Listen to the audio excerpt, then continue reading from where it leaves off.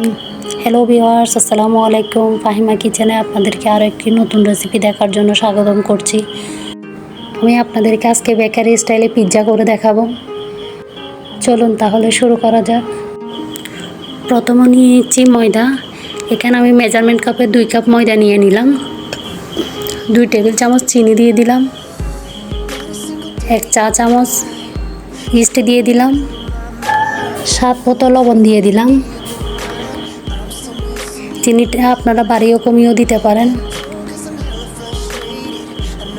এবার সব উপকরণগুলো একটু মিশিয়ে নিচ্ছি। এবার কুসুম গরম দুধ নিয়ে নিব, মেজারমেন্ট কাপে 1 কাপ। এগুলো দিয়ে আমি অল্প অল্প করে একটা ডো রেডি করব।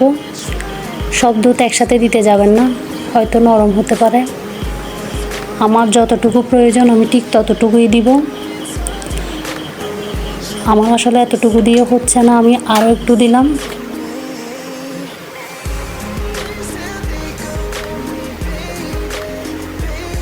এভাবে করে আমি একটা ডো বানিয়ে নিব।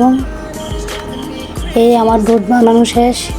এবার এখানে আমি 1 চা চামচ বাটার নিয়ে নিচ্ছি। বাটারটা মাস্ট বি দিবেন, এটা দিলে আসলে ব্যাটারটা অনেক সফট হয়।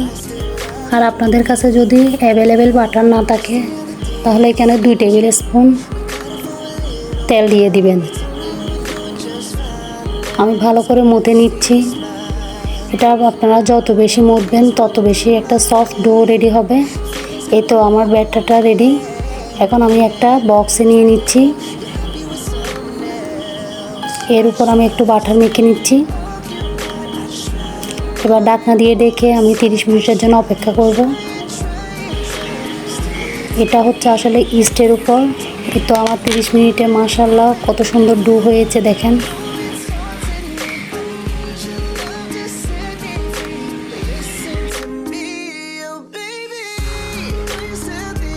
আমি ডোটাকে ভালো করে একটু মথে নিচ্ছি। একটু ভালো করে মথানোর চেষ্টা করবেন। আমার ভালো করে মথা শেষ।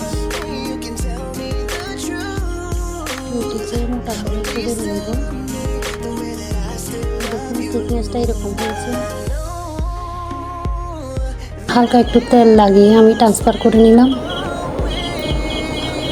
তারপর একটা কাঁটা চামচের সাহায্যে আমি ফুটো করে দিচ্ছি। এবার কিছু পিৎজা সস দিয়ে আমি নিচে কভার করে নিচ্ছি। এবার কিছু চিকেন দিয়ে নিচ্ছি। একটু বেশি করে দেওয়ার চেষ্টা করবেন, তাহলে আসলে পিৎজাটা খেতে অনেক মজা লাগবে। এবার একটা গ্রেটার সাহায্যে আমি কিছু মোজারেলা চিজ দিয়ে নিচ্ছি। চিজটা কম বেশিও দিতে পারেন। আমার বাসায় অতিরিক্ত কেউ খেতে চায় না, তাই এরকম করে দিলাম। তবে এতটুকু দিয়ে অনেক মজা হয়। আপনারা যদি আমি পিৎজার সসটা কীভাবে বানিয়েছি আর চিকেনটা কিভাবে বানিয়েছি এই রেসিপিটি যদি চান তাহলে সবাই আমাকে কমেন্ট বক্সে জানাবেন। আমি নেক্সট টাইমে এই ভিডিওটা দেওয়ার চেষ্টা করব। এবার আমি ওভেনে 180 ডিগ্রিতে আপ ডাউন হিট দিয়ে বেক করে নিয়েছি। দেখুন মাশাআল্লাহ কত সুন্দর হয়েছে। মাশাআল্লাহ খেতে অসাধারণ হয়েছে। সবাই একবার হলে ট্রাই করবেন। আর আমাকে লাইক কমেন্ট শেয়ার দিয়ে আমার পাশে থাকবেন। সবাই আমার জন্য দোয়া করবেন। আসসালামু আলাইকুম, আল্লাহ হাফেজ।